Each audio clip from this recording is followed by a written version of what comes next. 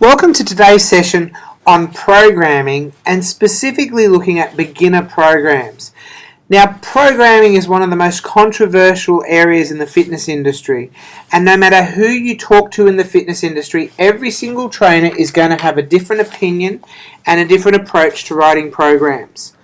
So what we have done is we have taken all of the controversy out of this for the start of your career in the fitness industry, and we have given you specific rules to follow when looking at writing programs.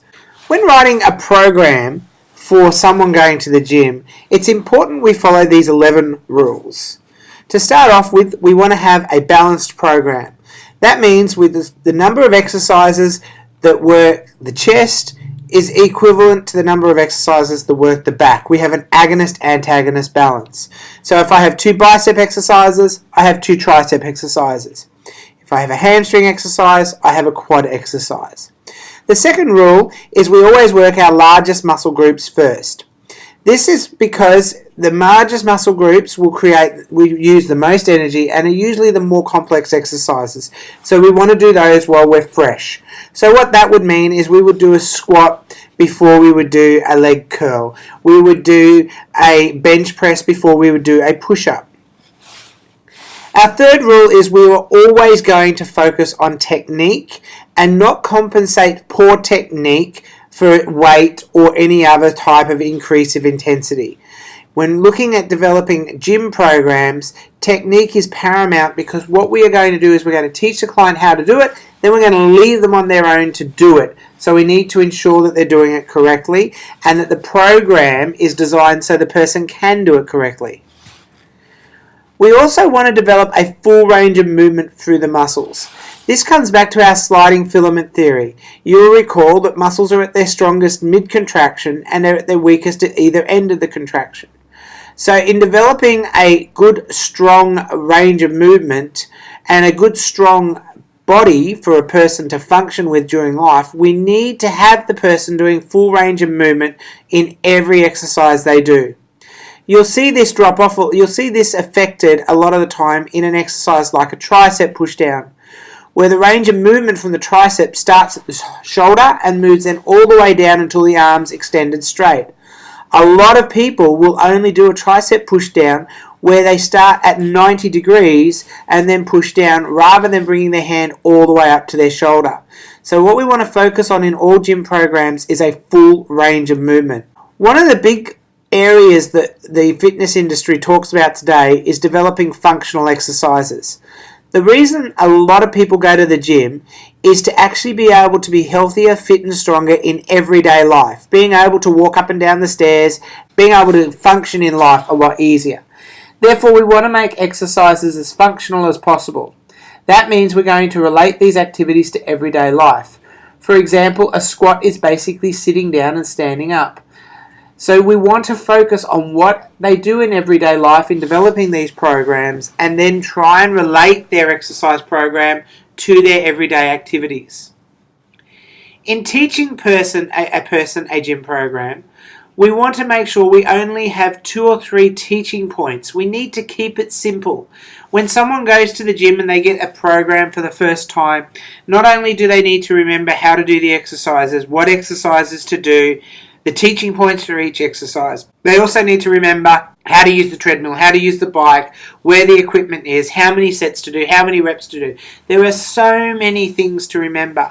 So we want to try and keep the teaching points really simple so that the person can follow them without any problems.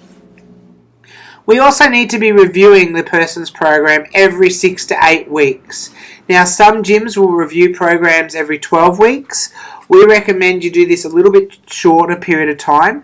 The reason we choose 6 to 8 weeks is because most research shows that a lot of people will fall out of a gym program or they'll stop coming to the gym between 8 to 12 weeks.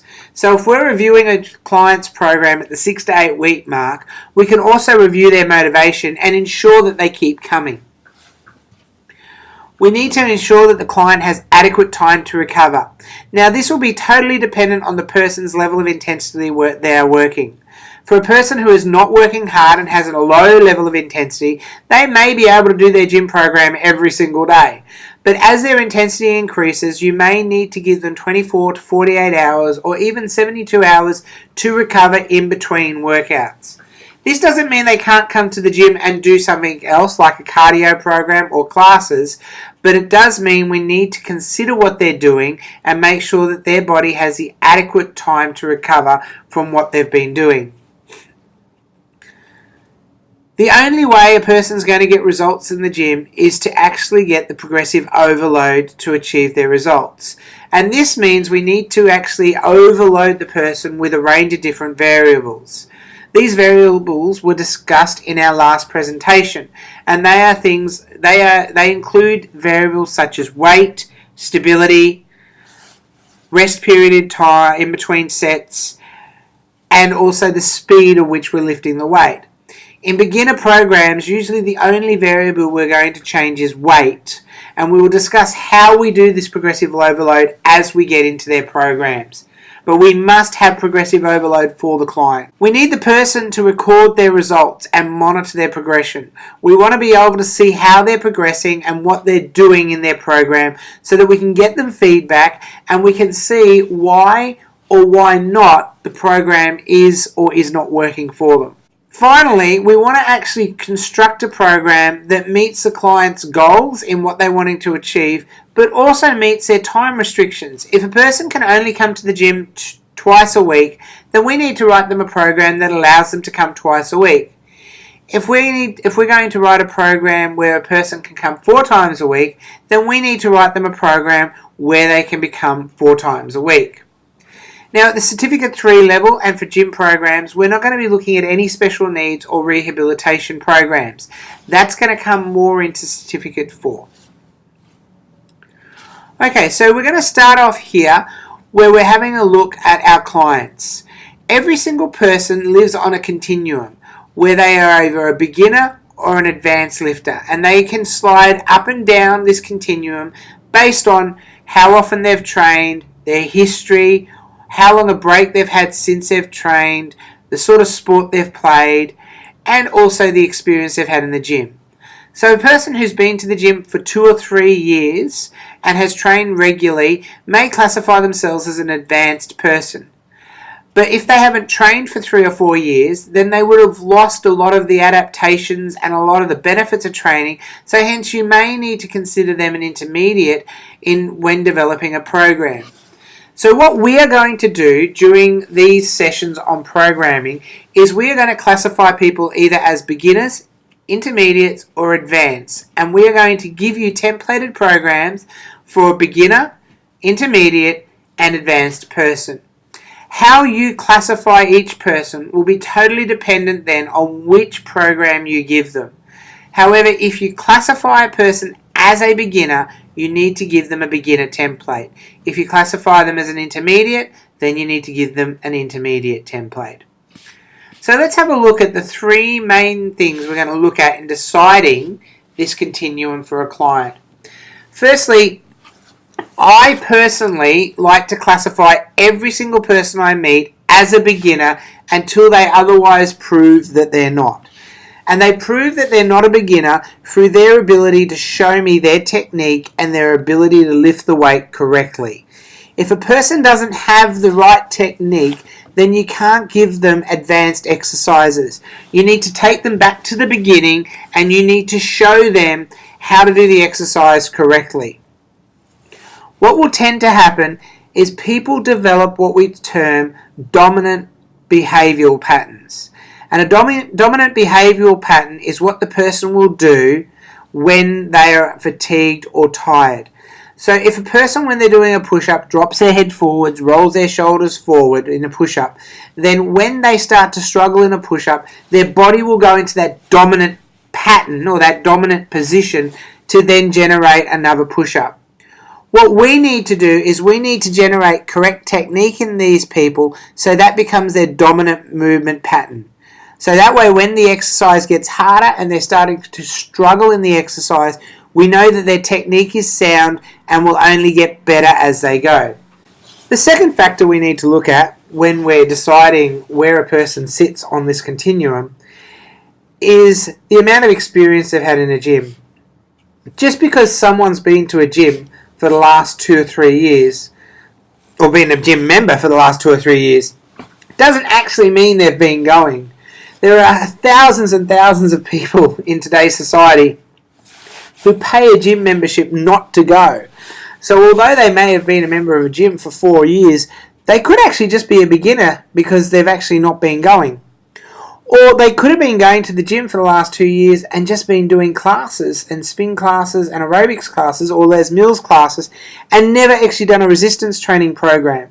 So when we actually put them on the resistance training program, we need to start them here, even though technically with the duration and the experience they've had in the gym, they could potentially think they are down here. The last or the third aspect we're going to look at is their exercise history. What have they done in the past? Just because someone hasn't been a member of a gym doesn't mean they haven't got a good exercise history. Now, the great thing about this continuum is you can move someone as quick as you like down this continuum. So although you may have a new client that comes to the gym who's not been a member of the gym before, but they've played football and they've done a lot of exercise, you might only keep them on a beginner type program for 2 or 3 weeks before you then transition them onto the intermediate or through to an advanced person. This is the great part about this, is you are in charge and you need to analyze each person based on what's in front of you. So let's have a look at our beginner programs. The whole idea of a beginner program is to generally get them started with some conditioning and neuromuscular training. The program is designed to get the person moving. It needs to be functional, easily followed, and it needs to actually be time efficient to meet the client's needs and keep the client interested in what they're doing. In our beginner programs, we are going to only want you to use compound exercises. These are exercises that use multiple muscle groups and you get time efficiency out of them. Now, when we look at the adaptations to resistance training, a beginner program basically helps the person through their first two adaptation stages, this being their coordination stage and their neuromuscular stage. And that's why we're going to usually keep them on this program between 8 to 16 weeks. This will then form a really good foundation of technique and a really good foundation of development of the muscles, the nerves, and the tendons and the ligaments. You need to remember that when you're training a person in resistance training, you're not only just training the muscles, but you're also training the nerves, the tendons, the ligaments, the joint capsules, and all the connective tissue as well. So you can't ignore those things. We need to start them slowly and build them up. Therefore, we're going to get you to use this template when we're dealing with a beginner. So if you define that a client is a beginner, you need to give them this template. To start off with, we're going to give them a machine-based warm-up exercise. So this could be something such as a treadmill or a bike, something that's easy to use and easy to set up. When we give them their strength training program, we're going to give them a compound leg exercise, a compound pull exercise or back exercise, and a compound push exercise or chest exercise. We're also going to give them what is termed TVA exercises or transverse abdominis exercises to generate that stability and that core activation. You'll notice that this program is balanced. You have the balance here between the agonist and the antagonist, and you have some core exercises going on here. It's short and it's simple. The duration of this program will be really no longer than 15 to 20 minutes. So let's have a look at this in a little bit more detail. As I mentioned, this program is balanced. If you follow this template, the program will stay balanced. Secondly, the program's only focused on technique, coordination, and neural adaptation. And the way we do that is we only give them 3 exercises to focus on, really, plus their abdominals. So then that way we can focus on their technique and make sure we get their technique right. By keeping the program simple, we're also able to focus on the coordination and their neuromuscular adaptation.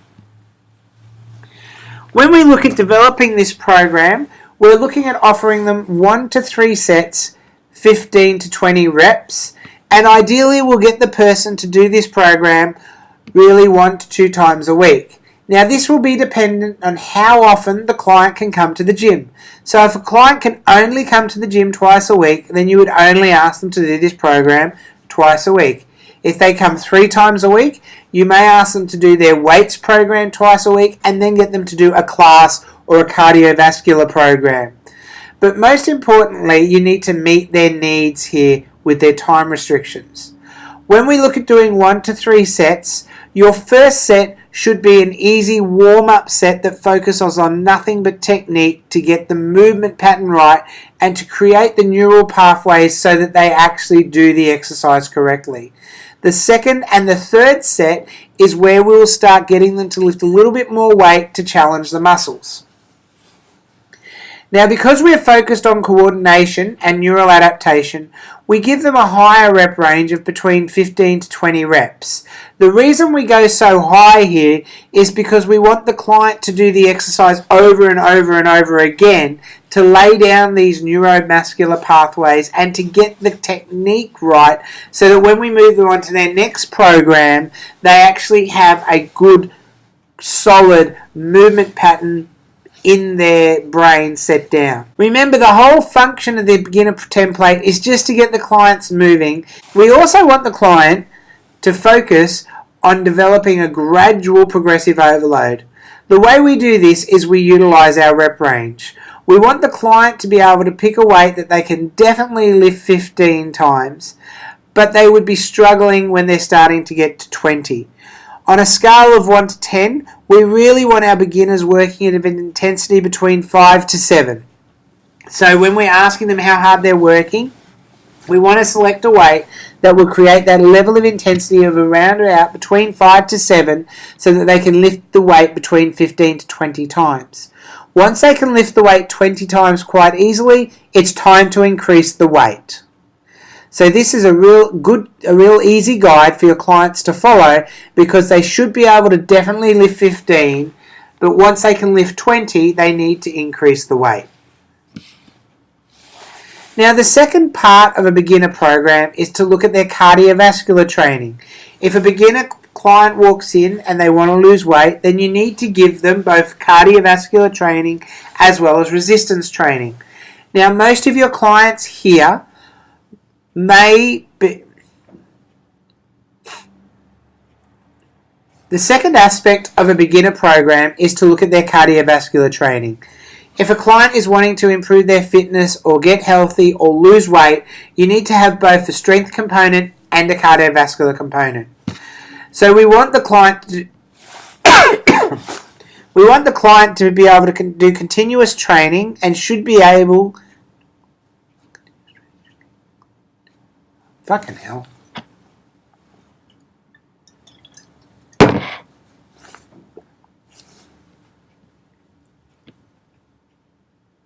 We also want our client to look at doing cardiovascular training as well. If you have a client that wants to improve their health, lose weight, or get fit, then you need to have these two components of resistance and cardiovascular training in their program.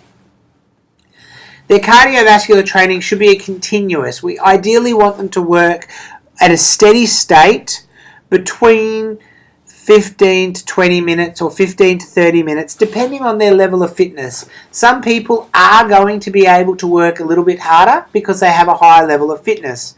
But ideally, we want them to work on a perceived exertion on a scale of 6 to 20 of between 12 and 14. So if we were to ask our clients on a scale of 6 to 20, how hard are you working? Ideally, we want them working between 12 to 14. What this will tend to do is this will put them in a steady state and will mean that they're burning fat and that they're able to continue going without that lactic acid buildup and without that painful sensation in the body. The reason we do this in a beginner program is to increase compliance and increase motivation. A lot of the time when we're dealing with beginners, it's all about getting the person motivated and inspired to do more. They feel good about the fact that they've achieved something and then they want to do it again and again and again. So when we're looking here at our beginner program, their resistance training program should have a compound leg, a compound pull, a compound push, and TVA. So in this scenario, we're going to give our client a warm-up on a treadmill, a body weight squat, a wide grip lat pull down, a seated chest press, and then we're going to give them some TVA breathing. Now, if you don't know any of these exercises, please have a look at the videos on the exercises and make sure that you do understand what each of these exercises are. We are then going to give our clients some stretches at the end of their session, where we're going to ask them to stretch their quads, our calf, hip flexors, hamstrings, chest and back. So you'll see here we followed our template. We can make this as hard as we like through adding in weight or adding in stability exercises as the person becomes more advanced in their program. Most beginner programs should be pin-loaded weights or machine-based. The exercises are easy to set up and easy to use. We're able to relate them to everyday life, and they do not require a trainer to be with them. So in selecting our exercises for our beginners, what we're going to tend to do is we're going to give them body weight squats, dumbbell squats, or put them on a machine such as a leg press or a lying leg press. When we're looking at selecting pulling exercises, we could give them a supported seated row or unsupported cable row. We could give them a wide grip lat pull down or a reverse grip lat pull down. Our pushing exercises could be a seated chest press, a lying machine bench press, push-ups on the wall, our knees or our toes, depending on how advanced the person is. Or we can even offer them something such as a seated shoulder press if we chose to do the shoulders rather than the chest. When we're looking at TVA exercises, we'll be looking at exercises such as TVA breathing, TVA leg extensions, leg lifts, or hip flexion. These are basic exercises that focus on isolating and using the pelvic floor and the TVA rather than using the outer unit of the rectus abdominis and the obliques. Those exercises will come in more advanced programs.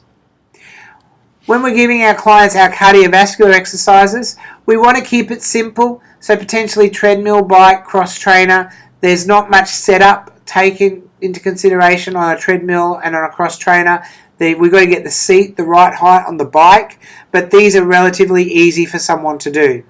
We could offer them classes such as a circuit class or take them through the group fitness classes on the timetable. So here we may suggest that they want to do a Les Mills class, or we may suggest they go into a boxing class. Just remember, some classes are going to be extremely hard for a person who's unfit. So try to pick classes on your group fitness timetable that would match where their fitness levels are at, so that they can succeed in that class and get more confidence and more self-esteem about trying new classes and new exercises.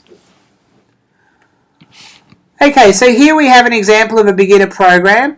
The person is going to do a 30-minute cardio program here where they spend 10 minutes on the bike, 10 minutes on the treadmill, 10 minutes on the cross trainer.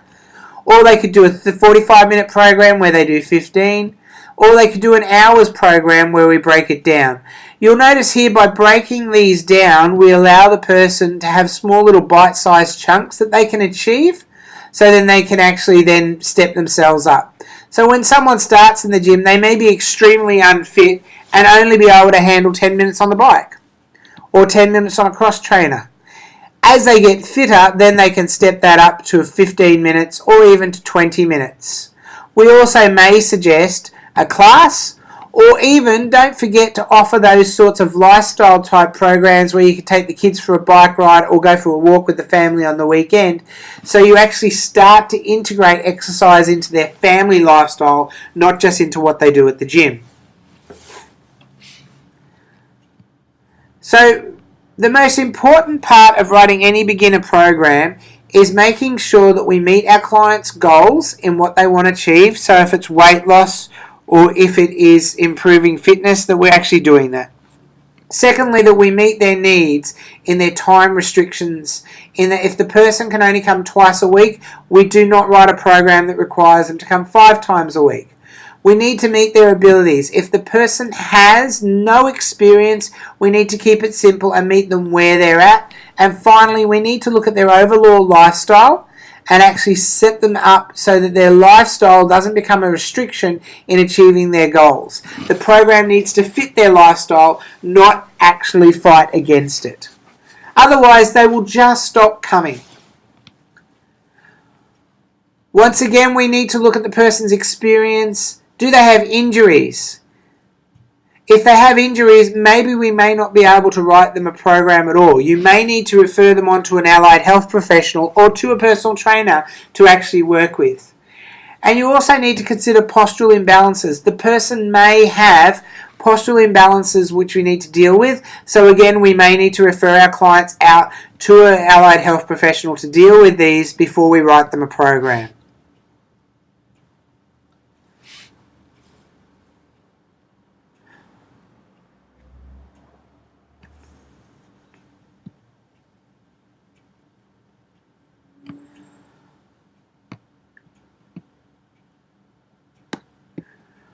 One of the areas you may need to deal with your clients is actually overcoming barriers that they have in their mind about coming to the gym. Only about 10% of the Australian population go to gyms, so there is a huge percentage of the population that don't go to the gym and struggle with their belief to go to the gym. They may not have confidence, they may not have self-esteem, they may not like gyms. So you may need to overcome some of these barriers. One of the first issues a lot of women, for example, will have with doing a resistance training program is they think it's going to make them too big. They look at the bodybuilders and they look at women out there that are, are your steroid freak type muscle clad women and think that that's what doing weights is going to make them look like.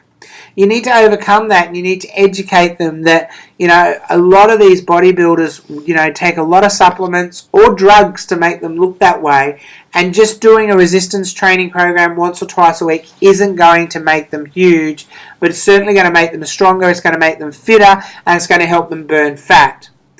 The other major barrier that you'll probably need to overcome is a time barrier. The number one excuse people don't go to the gym is that they don't have time. The great thing about a beginner program is it only takes 15 to 20 minutes to do this program. So anyone can fit 15 to 20 minutes into their week. Now, ideally, we want the client to do more than 15 to 20 minutes, but sometimes you need to meet people where they're at and just get them started. And once you get them started and they start feeling the benefits of exercise, their priorities will change, and suddenly that I don't have time turns into I do have time, because now I'm giving exercise the priority that it requires. So you'll often find people will give you an hour or an hour and a half a week to be able to exercise. So you need to write a program that will fit into an hour and a half over the whole week. As their priorities change, they may decide they want to do more, and then you can write a more extensive program for them. But please meet them where they're at. Another major barrier we need to overcome with people in writing programs is the concept that it's too hard. A lot of people will go to the gym and they will actually be given these really hard programs to follow. The great thing about a beginner template is the fact that it's only 4 exercises. It's not hard to follow, and we're keeping it functional based on what they do in everyday life, so any person should be able to follow this program and be able to do it. It should not be too hard to follow. Finally, they may be afraid of being in the gym. This could be quite a hard barrier to overcome.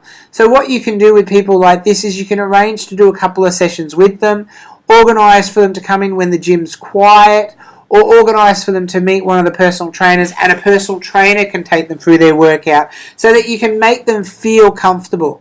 The great thing again about meeting the person where they're at on a beginner template is all of a sudden they feel that they can actually do the exercises because it's not too hard. They're comfortable about doing it, and hence this being afraid of being in the gym and doing it is alleviated because they now have the confidence in what they're doing. Alright, so in writing our programs here, we need to make sure we always follow these 11 rules. We define our client as a beginner or an intermediate, and then we give them their template to follow. For the purposes of this session, we have only looked at a beginner template, and this is the template we expect you to follow when writing a beginner program. Also, these are the sets and the reps that you will follow to make sure that we are focused on technique, coordination, and neural adaptation. Thanks for joining us today on this session on programming. If you have any questions, please email the office. Thank you.